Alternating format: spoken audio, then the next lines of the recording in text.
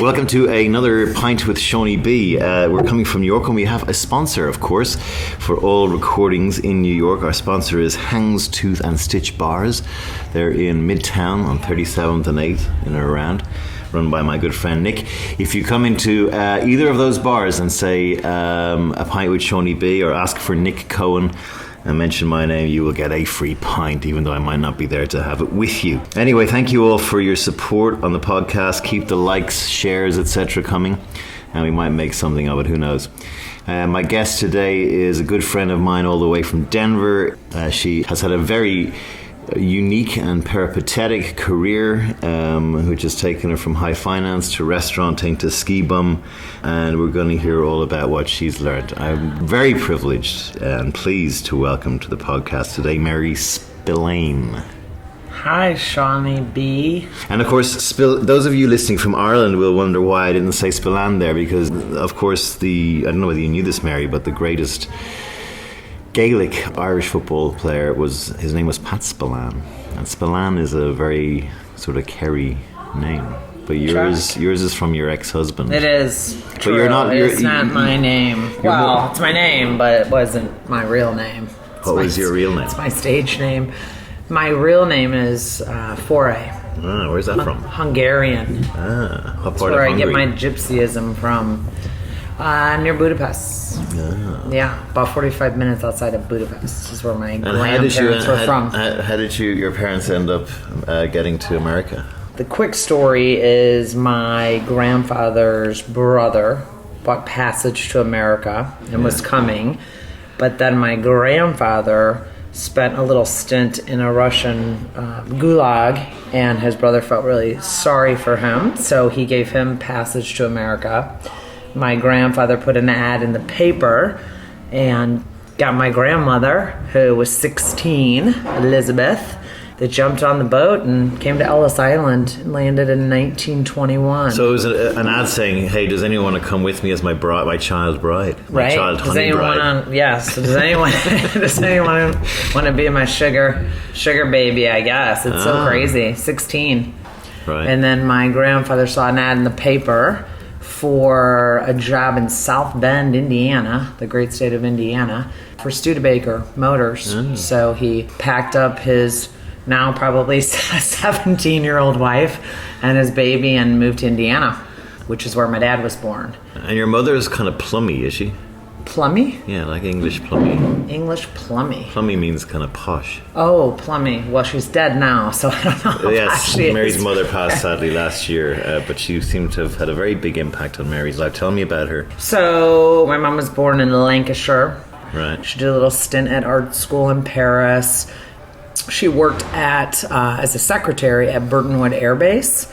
So that is how she met my dad, who got the hell out of South Bend, Indiana, as soon as he graduated from high school, because he grew up on the farm, 8 kids, Hungarian parents. I believe my grandfather was a little psychotic, probably based on his little stay in the gulag. Yeah. But so my dad joined the Air Force. I guess he told me he had a choice, Korea or England, and he said, well, that's a no-brainer, I'm going to England. It was my mom's last day on the base because she was moving away to Canada with her girlfriends to, experience the world, I suppose. They're having a going-away party. She needed a date. My dad was her blind date. And one date, my mom moved. She had a pen friend all through the war, which is pretty interesting. Ironically, her pen friend was from Goshen, Indiana, which is very close to where my dad grew up. So my mom goes to Canada. She wants to come to Indiana to finally meet this woman now that she wrote to all through World War II. And she remembered my dad, so we're not sure what happened on the blind date. But she contacted him. He drove to Chicago, picked her up from the train, which she took down from Canada, took her to Goshen, where she stayed with her pen friend, and must have been true love, because literally 6 weeks later they got married, and my mom never went back to England or Canada. Talk about the universe conspiring to get those two together. Right? Yeah. Isn't it crazy? I made a comment last night about, what if I would have done something different with my life, and my son looked at me like, well, I wouldn't be here. That would have been weird. So it is funny how things line up and you get catapulted out into the universe. We had actually, this is the first ever do-over of a Pint With Seaniebee. We actually had this conversation yesterday, and I did the podcasting equivalent of not taking the lens cap off the camera. And when I got home, I had actually just an hour's worth of hiss. I didn't record, so we're doing a do-over today. Meanwhile, I was bragging about how wonderful yesterday went and how spontaneous. The highlight, though, of yesterday were the tears, for sure. I won't shed any tears today. Yeah, so there this were is actually a good tears at the end of this This will be a good redo. I'll sound much more composed.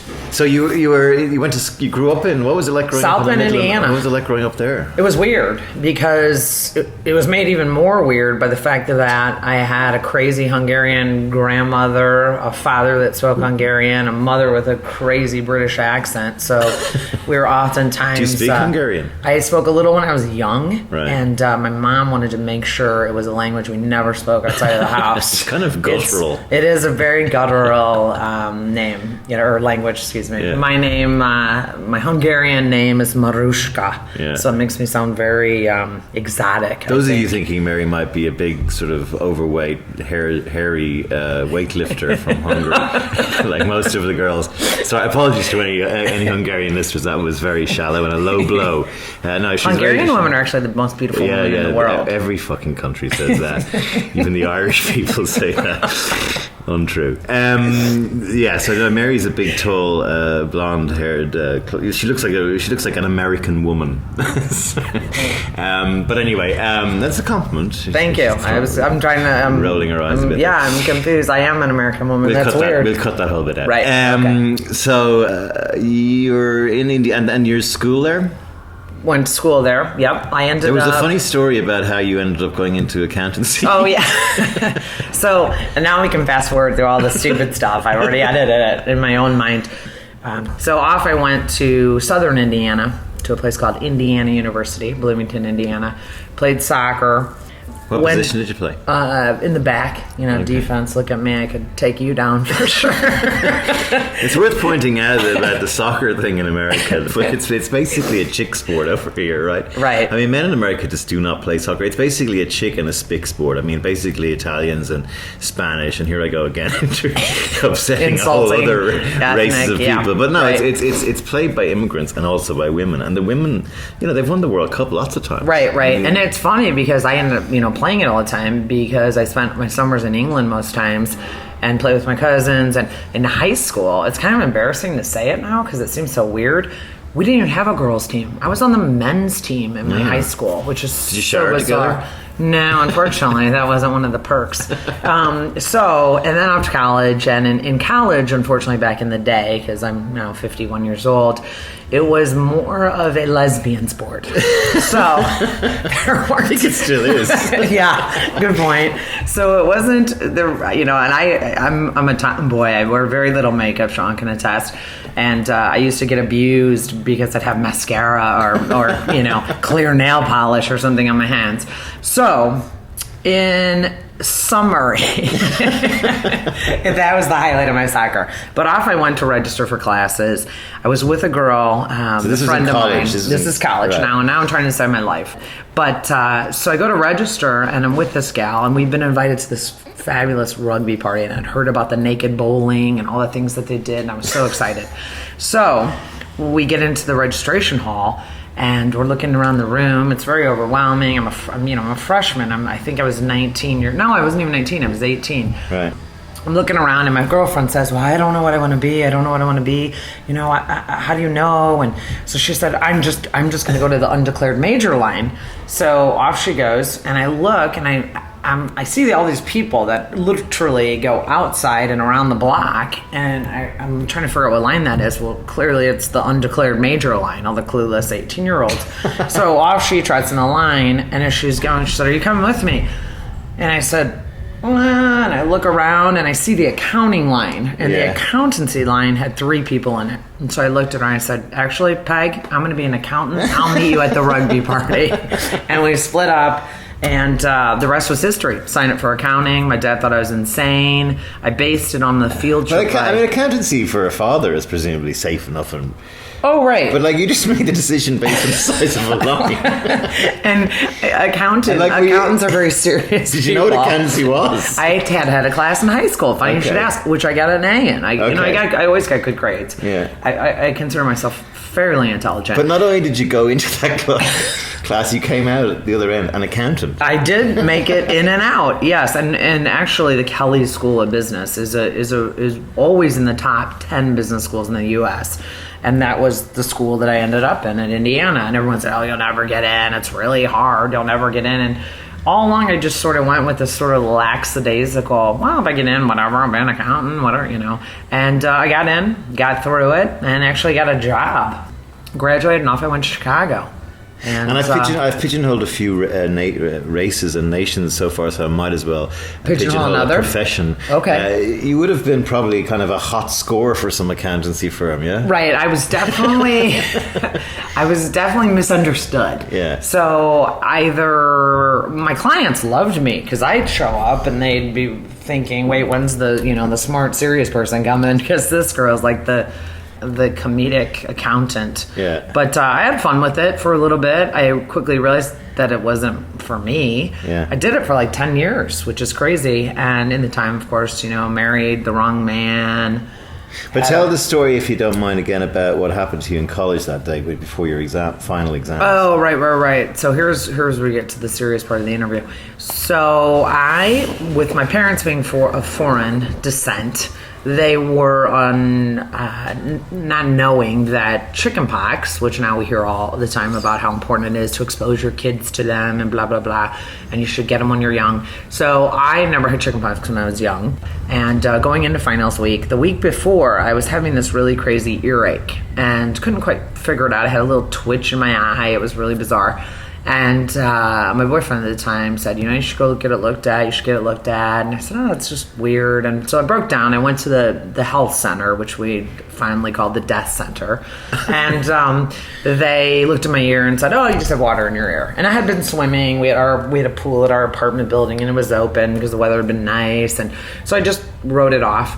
Well, then now, fast forward a week, and waking up the morning of my first final, and I notoriously had all late classes because I like to go out pretty much every night, and I needed the sleep in the morning. So I get out of the shower, I stood in the mirror getting ready to go for my first final, and I'm putting lip balm on, and I watch in the mirror as just the craziest thing ever.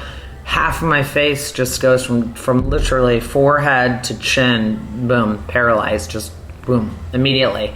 And I'm stood in the mirror thinking, wait, what just happened to me? What just happened to me? And no cell phones then, no way to reach out to my roommates. I didn't have a car. I'm flipping out. So, of course, my poor British mother gets the phone call from me saying, I don't know what happened. I don't know what's going on. I don't feel right. Blah, blah, blah. She said, hang up the phone and look up an ear, nose, an ENT, she said. And I said, what's an ENT? And she said, an ear, nose, and throat doctor. And I said, okay. So off I go. Had to call a taxi, get to the doctor, and this very, very, very old man looks at me and says, oh, you're going to get really sick. He looked in my ear. He said, oh, you need to call your parents immediately. They need to come get you. And I said, well, what? It's going to come back, right? What's wrong with me? And he said, you have shingles in your inner ear. I said, shingles? What are shingles? He said, chickenpox, essentially. So he said he'd seen in his life like 3 cases of this, so I felt really lucky, like I'd won the lottery. And so yeah, off I went. I called my father. He drove down to pick me up. My dad, he just looked at me and didn't even know what to do, because I look like I've had a full-blown stroke. And yeah, so it was crazy. I missed all my exams and was deathly sick for 3 months. This is actually a bigger, I think, deal looking back, and certainly for people like me who've only maybe met you in the last year, which is, I can imagine how, excuse the sexism perhaps, but how hot you probably were back then. And for that to suddenly happen to someone at that age, where, like it or not, our looks do have an society. input. Yeah. I mean, it was horrible. And basically, to be clear, this did not go away. This was basically boom, one day, and that's it for the rest of your life. Yes, correct. It's not very noticeable, but because people have helped to get it. Well, and just with the repetition of just speech and the muscles that do move by process of the other side of my face moving, it sort of brought it along. At first, it was horrible. It was horrible. I had a boyfriend that was in graduate school at the time, and I wouldn't even let him see me. I got out of Dodge. My roommates didn't even see me. My dad came, swooped me up. I left. I missed my tests. And I basically spent 3 months in my parents' home and would not let anyone see me because I was just so like, you got to be kidding me. Why did this happen to me? This is never coming back. Because what it did, it was like permanent nerve damage. And what made it and compounded it was that the other nerve that it affected was my sense of balance, my equilibrium. So it was like having vertigo for 3 months. So I couldn't eat. It's just so innocuous. It's so innocuous a symptom to have such a drastic outcome. Right, it's crazy. And now, luckily, so that no one else has to go through it, there is a vaccination that they give now for shingles and chickenpox and such. So it wouldn't happen now. But then it was too late. They tried steroids. I literally had to go to this hospital in Indianapolis, and I tried. They had me trying shock therapy, so you can imagine how fun that was. Yeah, they'd take a machine and shock the 7 points where the nerve endings meet in your face, and trying basically jump starting your heart, I guess, or your car, but that was hard to get excited about. And then my parents, they had me see a doctor in Europe, and I saw a doctor in Canada, and you start talking to these doctors, and they say, oh, you're a very beautiful person, and my doctor in South Bend was funny because he said, thank God you have a good personality, because otherwise you'd be screwed. And but I know you're conscious of, but I'm don't super self-conscious But I don't of think it's that noticeable. Well, because you know me, and it's just part of my quirkiness. And but I mean, for those, because this is not a case of Mary having a voice for radio or a face for radio. She's very pretty, and she's not Quasimodo or anything like that. I mean, it is noticeable that maybe something is there, but very tiny. Well, and it's just when I see a picture, I hate photos. What do you think, given the photo Facebooky bullshitty life we live today? How do you think it would have been different, or is different, for if it happened to somebody today, given our social media bullshit? Well, people are stupid, right? Yeah. I still have people that'll say, what happened to your eye? Or why, what's up with your face? And you just want to punch them in the face. Why the fuck why would you ask someone that? Yeah. It's one thing if it's your lover or your child or your parent or a relative, but some random stranger asking, I'm always trying to come up with a better story of something, crazy. A good answer is, well, what happened to yours? Actually, that is good. Just take the attention out of me and put it on them. Do you think, looking back now, that was a line in the sand in your life? Your outward expression of physicality completely changes overnight. Do you think that in hindsight made you different in terms of how you approached work, career? Oh, everything. And it's funny, as a result, I married the wrong man, Why was that? Because I'd met this Joe Spillane at college, and initially I thought he was Italian, so I liked him because I thought Spillane was like an Italian, hottie name. And so I get wrapped up with him, and we became friends, and then he got kicked out of college for his Irish temper and fighting, and off he went, but we stayed in touch.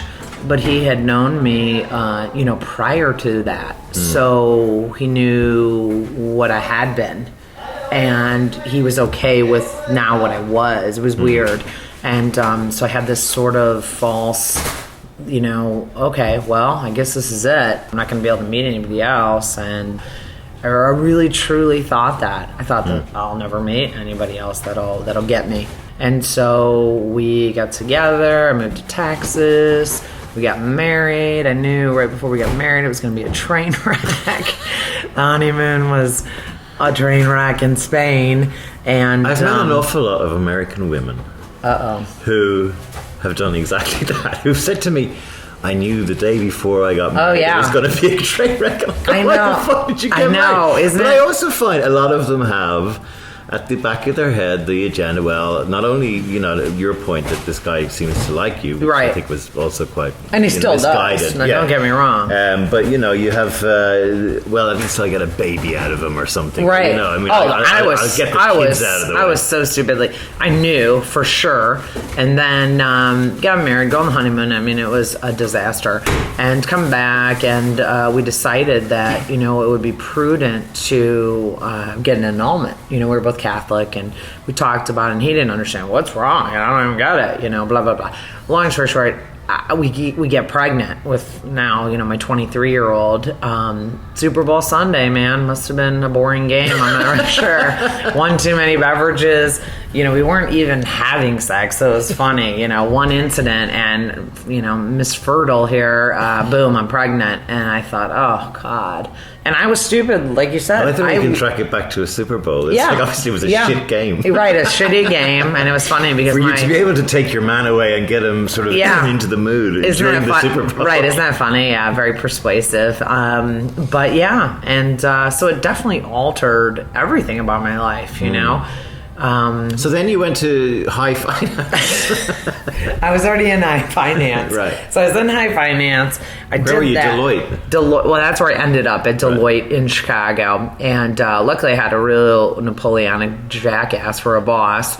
And he thought that it wasn't the best job for a single mom. And he had said some really stupid things, which I actually kept the recordings of because they were in my voicemail. So I now decide that I need to make a change. I wasn't happy. I'm trying to be a single mom. I'm trying to have this huge job. I worked next to this neurotic partner, and she scared me. And I didn't want. She just was one of those career driven. Couldn't fit into her St. James suit. Her expensive suits are too tight. She's binge eating at the vending machine. She has an au pair. She's sleeping at the gym. Sleeping in her office, showering at the gym. It freaked me out, and I thought, this is not what I ever wanted to be. I only Did she have kids? Or? She had 4, and she had no pair. She had a shitty relationship with her husband. It was just a shit show.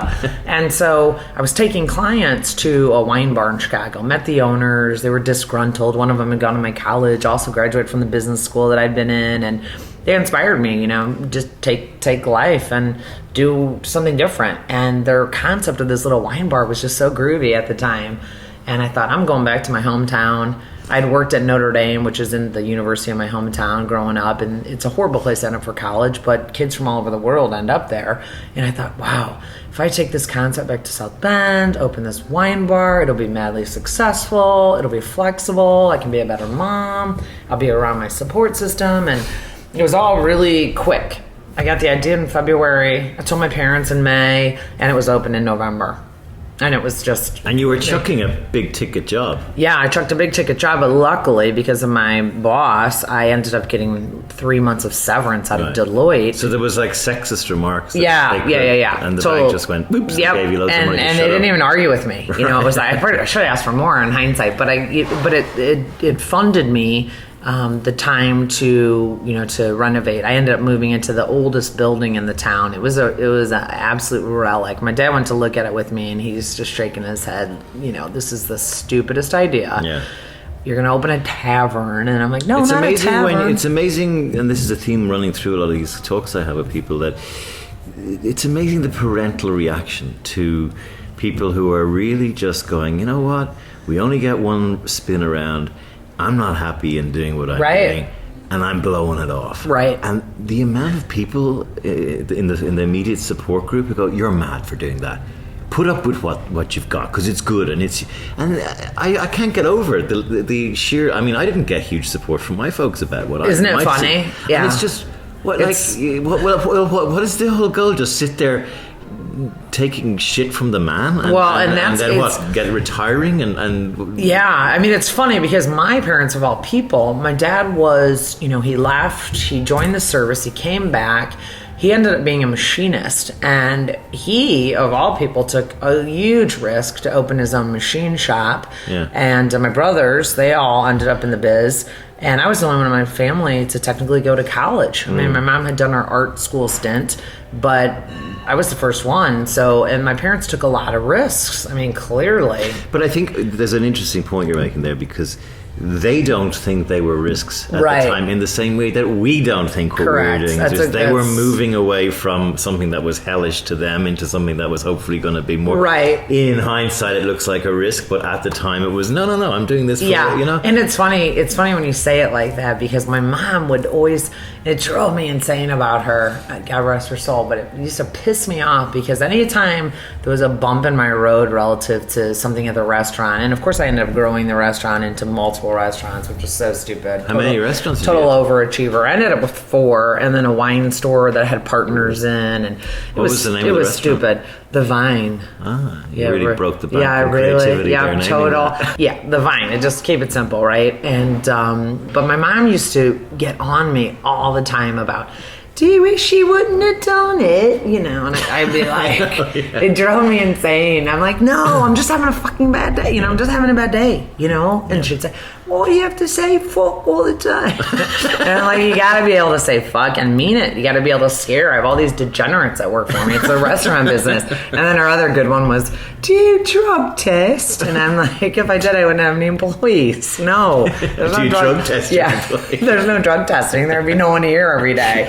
So, it was funny. But they were the ones that instilled this, you know, this free, go for it. And then my dad ended up, you know, he thought it was so stupid, but then he was so unbelievably proud of me because I paid it off in less than 2 years. It was wildly successful. He'd come in and look around and, well, yes, I was wrong about this. And he always encouraged me. He'd say, you know, you have to take risks in life. If you want to get anywhere, you got to take risks. And so that was huge. That was great advice, you know. And he'd also say, when I'd be pissed about something going awry, he'd say, you know, not everything you touch turns to gold. You know, you have to be able to get through the ups and the downs, and you're going to lose money, and you're going to make money, and you're going to lose more money. And so what age were you when you chucked Deloitte? 32. Okay. I was 32 when I opened my restaurant, so it's been 19 years. I'm actually in the process. I'm a really horrible absentee owner, actually. I am in the process of my last restaurant that's still open.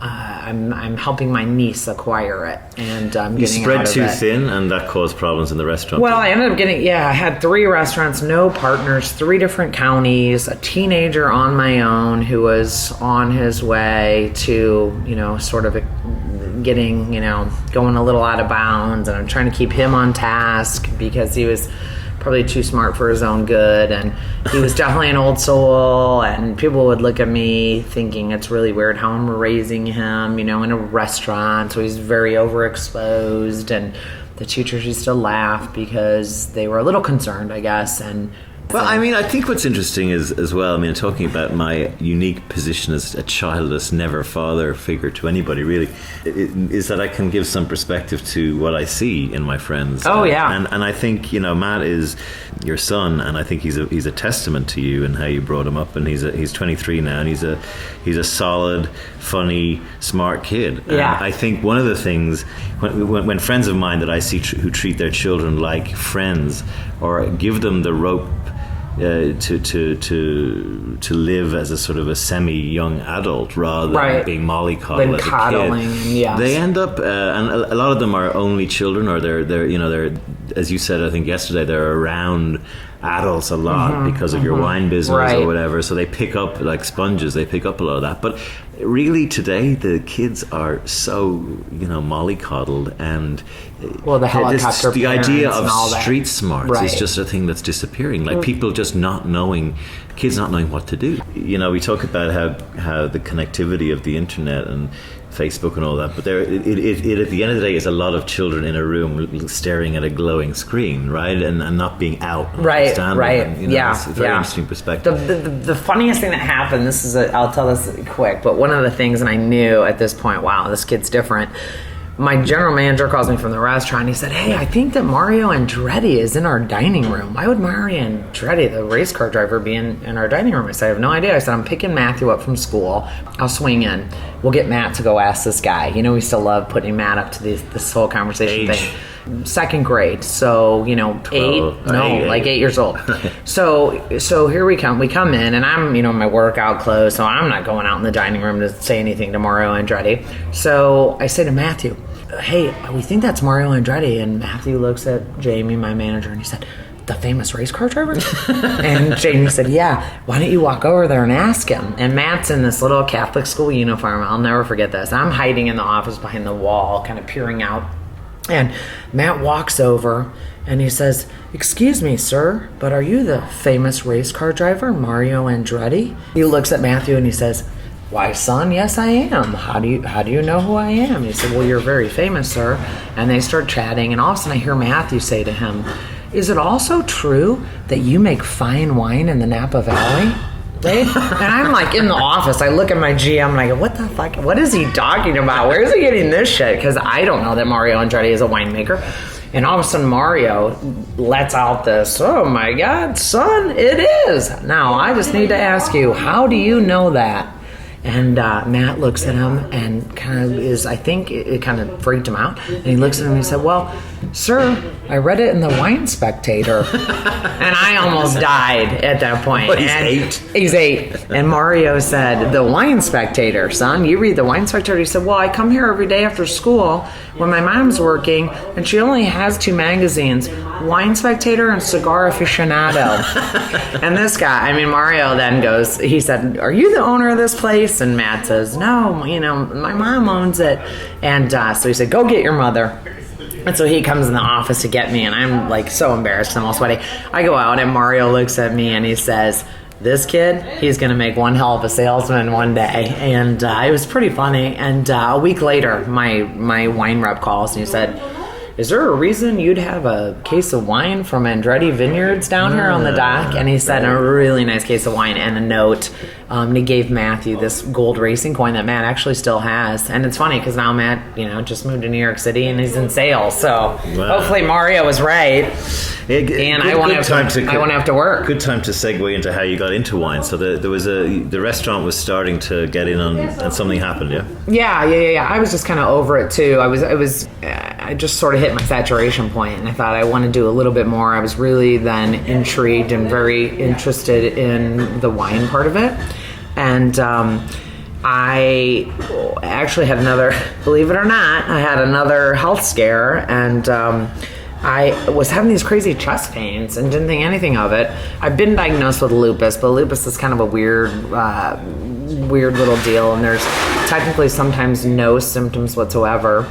And I was just having crazy chest pains. So I ended up being hospitalized because I woke up. I was in Chicago with Matt, actually, and a friend, and woke up in the middle of the night and couldn't breathe, and went to the emergency room, presented like I was having a heart attack, and actually nearly died, which was so crazy. But the next day... Did you see a bright light? No bright lights, just something scratchy that looked like foil. I was definitely doomed. Thank God they brought me out. But the cardiologist the next day, he comes in to sort of get the interview of how is this happening to this girl. Yeah. Because at that time I was super fit. I was running every day, and literally that morning that it happened to me, I'd gone out and run 5 miles, and I'm telling the cardiologist, and he's just looking at me as if I'm the stupidest person he's ever met. He said, so, you're out running and you're having chest pains. Are you sweating profusely? Aren't you sweating profusely? And I said, well, yeah, of course I am. I said, but I thought that was a sign of fitness. The more you sweat, the more fit you are. And he's just looking at me. And then I tell him I own these 3 restaurants. I don't have any partners. I have a teenager. And he's just shaking his head. So he basically said, okay, carry on the way you are and you're definitely going to die. Or take a month off, get your heart better, because what had been happening is the lupus was attacking my heart, so I had this crazy infection of the sac around my heart. So my heart couldn't beat, so that's why I almost died.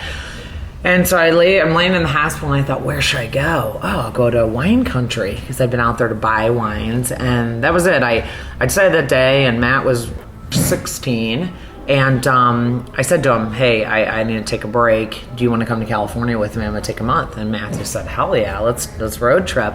Let's be minimalist for 1 year of our life, and let's stay. I think this will be great. I'm going to do my senior year of high school here. I'm going to play football, hang out. It's good for you. You'll take a break. You'll get a little wine job at a winery. And it was really kind of funny. And I literally let my 16 or 17-year-old talk me into becoming a minimalist. So I said, all right, that's what we were going to do. And it was a life-changing event, it was super cool, I think, for my son to learn that change is so good for you. Like, so many people are scared of change. Yeah. Like, here's this radical, we're going to move to Healdsburg, California, where I knew one winemaker who subsequently was hiring. It was very bizarre. I ended up getting a job with. And like, fast forward to today, you're now you're working with wine vineyards, you're selling wine, you're doing some skiing up in Vail. You know, you're living a life now that is, and your son's grown up and he's left Vail and he's left Yale and he's got his own job now in New York. So now you're kind of looking back from that from this position backwards, and just having recounted what happened in your life. What would you say to your 17-year-old self, or somebody similar in South Bend, Indiana? Right. I think you just gotta go with your gut. Taking chances, traveling. I think traveling to me is the most important thing. I think just to see how the world lives, you appreciate what you have. I had a chance to go to Hungary when I was young, and I saw the way they lived, but yet how hospitable they were to us when we visited, and it changed the way I thought about things. I think, unfortunately, so many people take for granted what we have, and so I think that's huge, to travel. And also as a female, I think feeling empowered is good. I always felt lucky because I was intelligent. I feel happy that I was able to get a really good degree and have a career, even though being a career gal really wasn't my bag. Being a business owner was, for sure.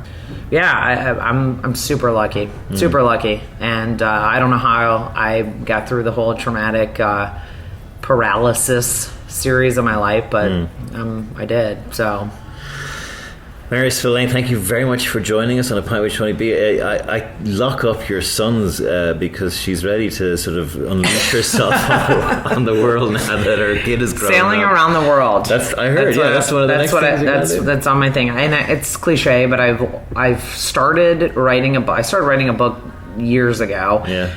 But yeah, that's my thing. Sail around the world and write a quirky little funny book about life. Mary Spillane, thank you very much for coming on A Pint With Seaniebee. We'll keep an eye on you, and any little explosions that happen around the world will probably mean that you're not that far away. Thank you for being on the podcast. Thank you.